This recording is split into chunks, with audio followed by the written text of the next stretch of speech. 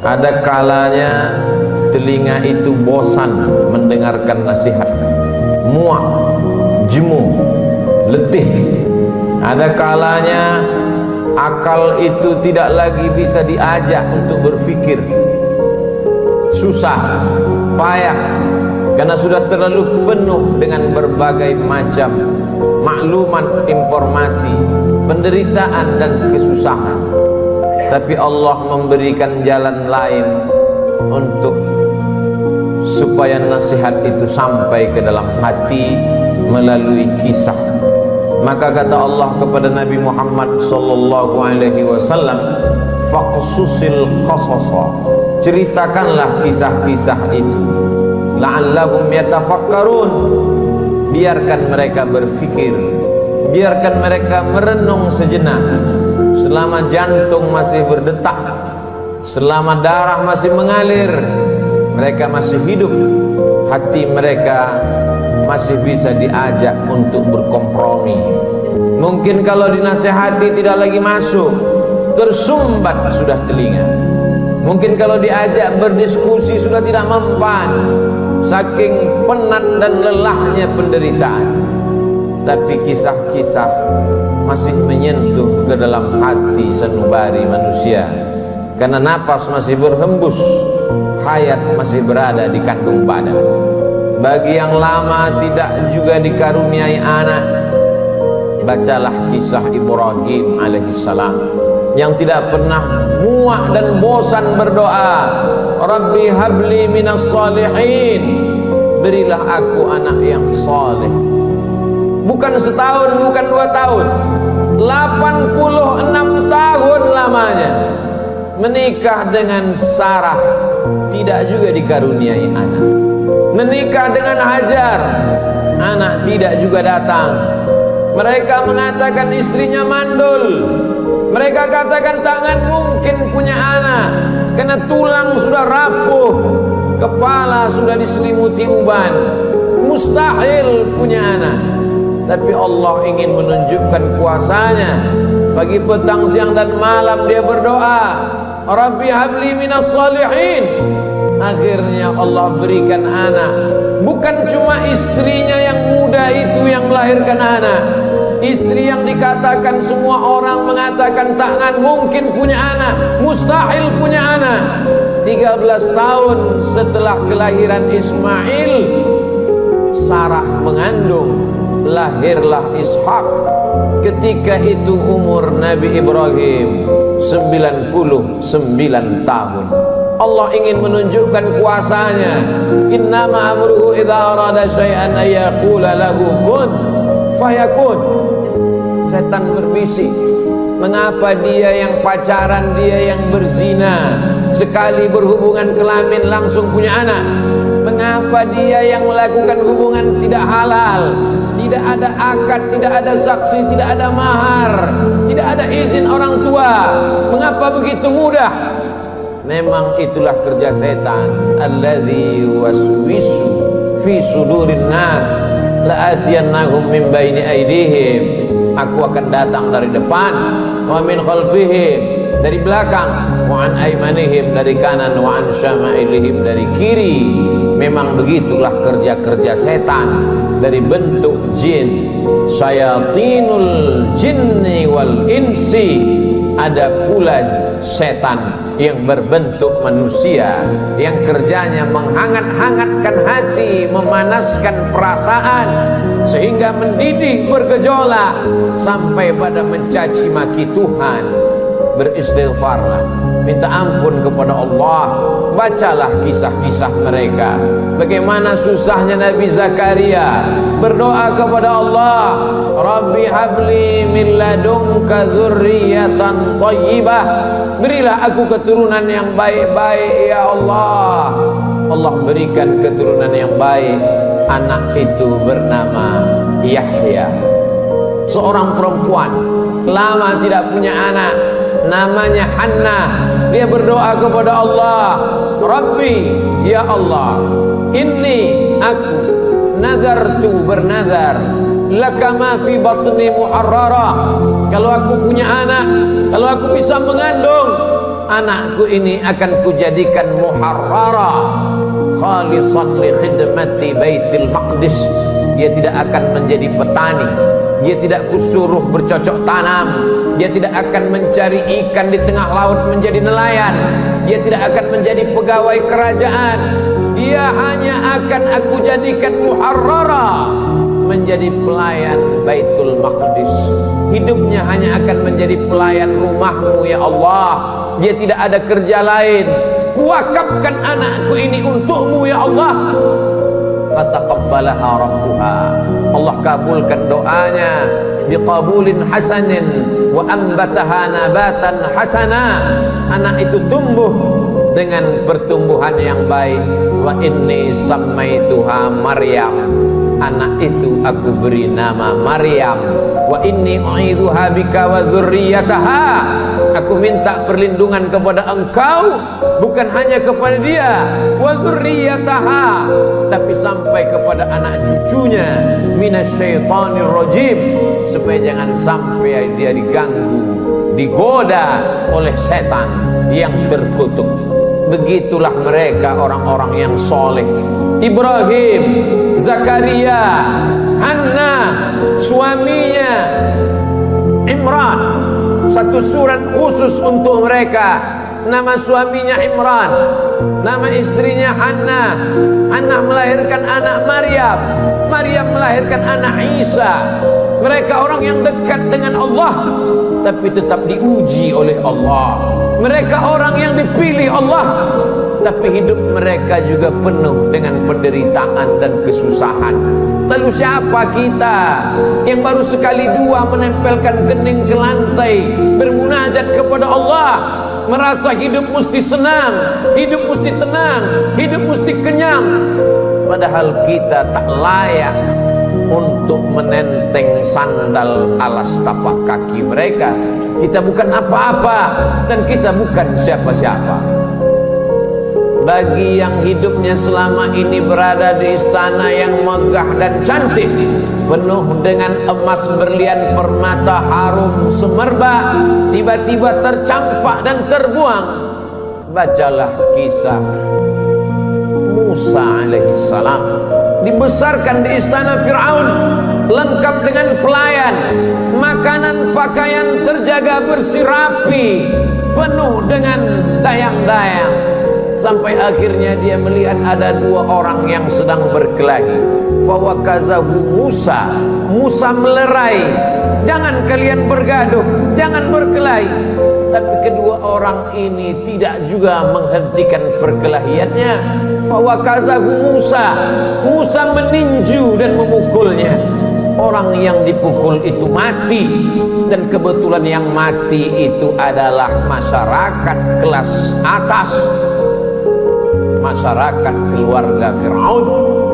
Musa takut, dia pergi bernaung di bawah kayu yang rindang sambil berpikir meninggalkan istana Fir'aun yang megah, gagah, perkasa. Ketika Nabi Muhammad SAW Isra Mi'raj, Nabi melihat dari Burak turun ke bawah. Dia lihat ada pohon yang rindang di tengah gurun pasir. Nabi bertanya kepada Jibril alaihissalam, pohon apa itu Jibril? Jibril menjawab, itulah pohon tempat bernaungnya Musa alaihissalam ketika dia terusir dari istana Fir'aun. Ayah tidak ada, ibu tidak ada, istri tidak punya, anak apalagi, sebatang kara, terbuang jauh dari istana. Satu-satunya berpegang teguh hanya kepada Allah. Orang yang bersama dengan Allah hatinya menjadi ramai walaupun dia di tengah kesunyian. Orang bersama dengan Allah dia bahagia walaupun dia dalam kesusahan dan penderitaan. Orang yang bersama dengan Allah tak pernah putus asa. Bersama dengan harta akan binasa, bersama dengan kemegahan, kemuliaan, jabatan akan berakhir. Bersama dengan dia, siapa dia? Al-Hayyu Maha Hidup.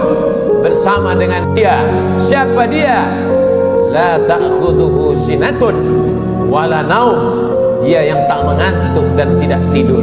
Ternyata itu hanya skenario Allah. Allah ingin melepaskan Musa dari kungkungan harta benda, dari cengkraman kekuasaan Fir'aun terlaknat. Allah ingin mempertemukan Musa dengan guru yang bijaksana, Syuaib namanya. Dari kejauhan Musa melihat orang ramai. Ternyata mereka ngantri untuk mengambil air di sebuah sumur tua yang pintunya tertutup batu yang besar. Tidak sanggup mereka menggeser batu itu, walaupun mereka berkumpul beramai-ramai. Musa dengan kekuatan yang dititipkan Allah menggeser batu itu.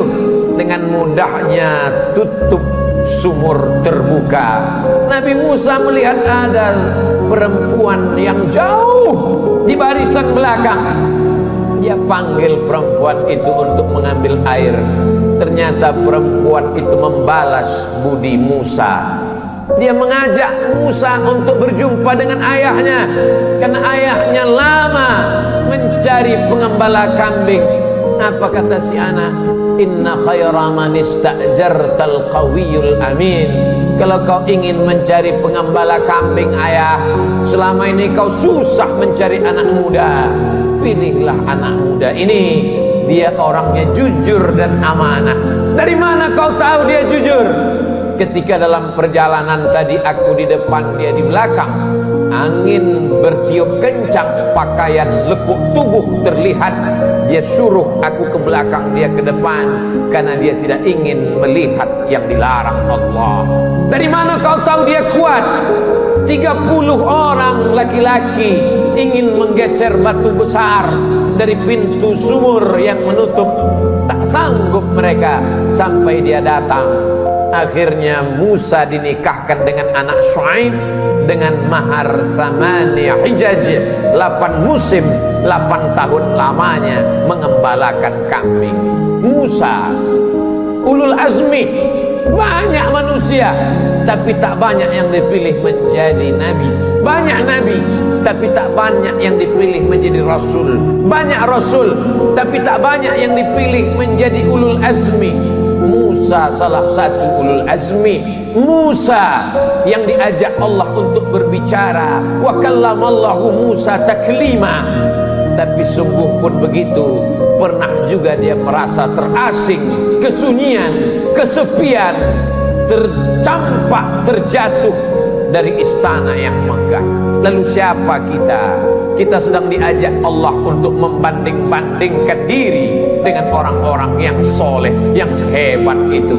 Engkau yang ditugaskan untuk menjadi guru agama, menjadi juru dakwah di tempat yang jauh, di tengah hutan belantara, melewati air gelombang pasang, melewati sungai, melewati batu karang yang tajam, sampai di tempat tujuan tidak disambut dengan tola'al badru alaina.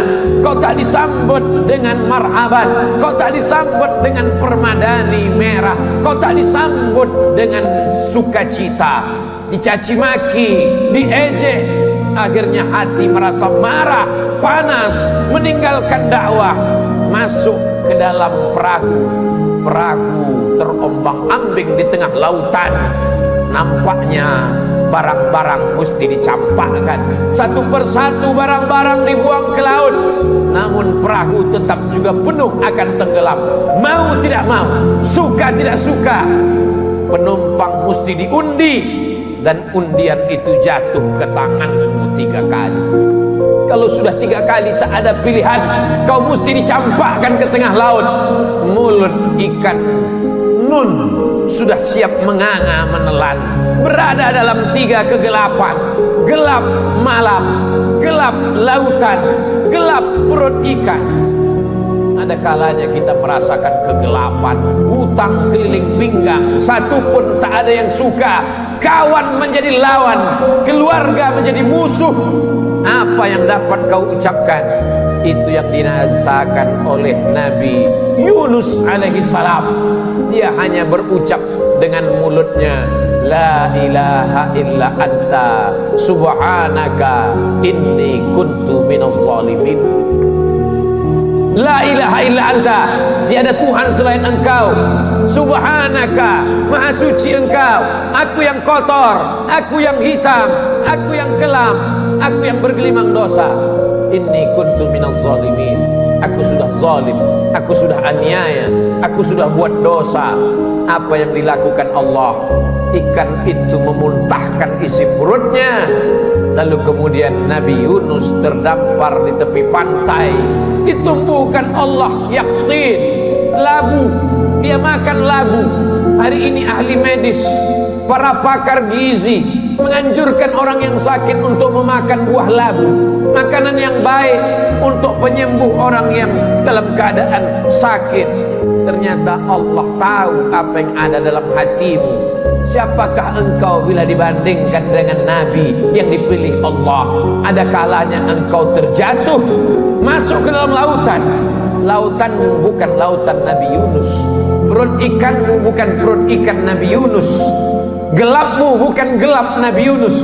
Tapi kesulitan-kesulitan hidup yang datang silih berganti, tak ada yang dapat kau lakukan kecuali berkata la ilaha illa anta subhanaka inni kuntu minaz zalimin. Ada orang-orang yang mengajak engkau untuk berargumentasi, untuk berlaga, tapi bukan dengan otot. Mereka mengajak engkau berkelahi, berdebat dengan otak.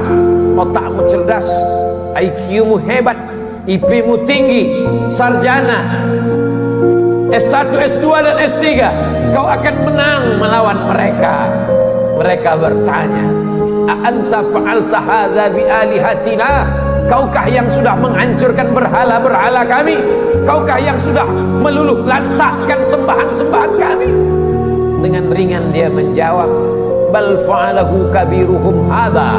Bukan aku yang menghancurkannya. Yang menghancurkan berhala ini, patung-patung ini adalah patung yang paling besar. Lihat dari lehernya ada kampak. Dialah yang sudah menghancurkan. Ternyata orang-orang yang hebat berargumentasi itu, ketika dia kalah, dia tidak pakai otaknya, tapi yang dia pakai ototnya, yang dia pakai tenaganya, yang dia pakai kekuasaannya, yang dia pakai jabatannya. Kumpulkan semua kayu-kayu, bakar. Mereka membakar Nabi Ibrahim karena kalah berdebat dengan otak. Mereka pakai otot, jabatan, kekuasaan, tenaganya mereka pakai. Bakar, harriquhu, bakar dia. Tidak ada tempat berserah diri kecuali Allah. Nabi Ibrahim hanya meminta, bermohon kepada Allah. Apa yang dikatakan Allah, apa yang dikirimkan Allah. Allah tidak kirim tayran ababil. Allah hanya berkata, ya nar, wahai api, kuni bardan, sejuklah, wasalaman, selamatlah ala Ibrahim. Api itu redup, api itu yang selama ini membakar, menghanguskan, meluluh lantakkan, membinasakan. Tapi kali itu Ibrahim keluar dari api unggun dalam keadaan salaman ala Ibrahim, selamat untuk Ibrahim. Ibrahim kita ucapkan bukan sekedar pemanis bibir di ujung lidah. Ibrahim kita sebut kama sallaita ala Ibrahim wa ala ali Ibrahim, kama barakta ala Ibrahim wa ala ali Ibrahim. Kalau anakmu mati, ternakmu mati, kebunmu kering kerontang, segala penghasilanmu hilang, tak cukup sampai di situ, penyakit pun datang, orang-orang menjauh. Bacalah kisah Nabi Ayub alaihissalam. Adakah Nabi Ayub berkeluh kesah? Adakah Nabi Ayub berkata, aku ini Nabi, kenapa anakku mati? Aku ini Rasul, kenapa ternakku mati? Kenapa kering kerontang? Dia hanya berkata, Rabbi, ya Allah, anni massanyad dur, aku kena penyakit ya Allah, wa anta arhamur rahimin, engkau maha penyayang di antara yang sayang. Tidak ada Nabi Ayub berkata sehatkan aku. Nabi Ayub tak minta sembuhkan aku. Dia hanya berkata anni massanyad dur, aku kena penyakit ya Allah, wa anta arhamur rahimin, engkau maha penyayang di antara yang sayang. dia malu meminta kepada Allah, dia malu berkeluh kesah kepada Allah, dia malu. Malu adalah satu cabang dari iman. Malu kepada manusia biasa, malu kepada malaikat biasa, tapi ini malu berkeluh kesah kepada Allah, malu meminta kepada Allah. Itulah akhlak para nabi. Faqsusil qasasa, ceritakan kisah-kisah itu, la'allahum yatafakkarun, mudah-mudahan mereka berfikir. Kembali kepada Al-Quran, baca Al-Quran, baca terjemah, baca kisahnya, menyejukkan hati, menenangkan jiwa. Barakallahu li wa lakum fil Qur'anil azim.